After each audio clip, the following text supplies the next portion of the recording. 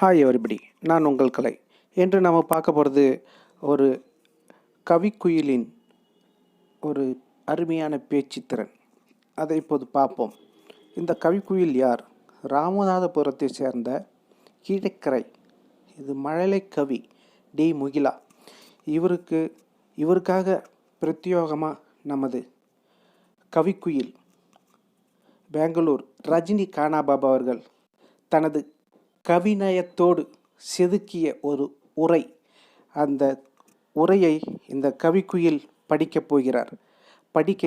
படிக்கையில் அதை கேட்கையில் தேனில் காதில் தேன் வந்து பாயும், அதுபோன்று இருக்கும். இதை நீங்களும் அந்த இன்பத்தை பெற்று மகிழ வேண்டும் என்பதற்காக இதோ வீடியோ. அனைவரையும் வணங்குகிறேன். விவசாயி கடவுள் எனும் முதலாளி, கண்டெடுத்த தொழிலாளி விவசாயி.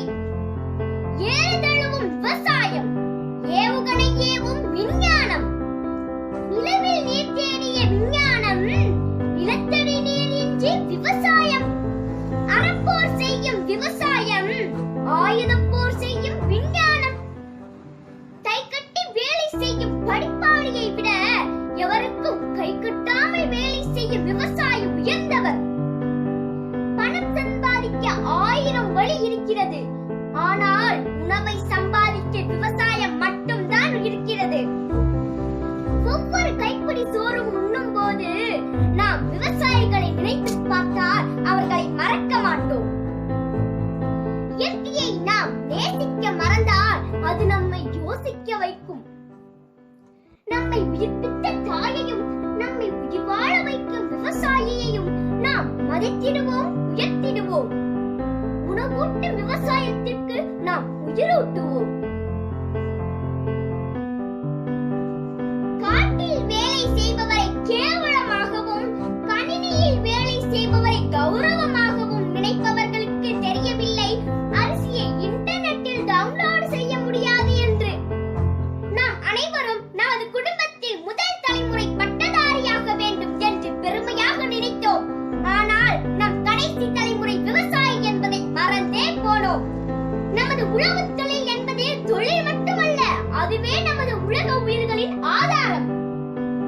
ஒவ்வொரு அரிசியும் தனது பெயரை எழுதாமல் அடுத்தவனின் பெயரை எழுதி கொடுக்கும் இறைவனின் இன்னொரு பெயர்தான் விவசாயி.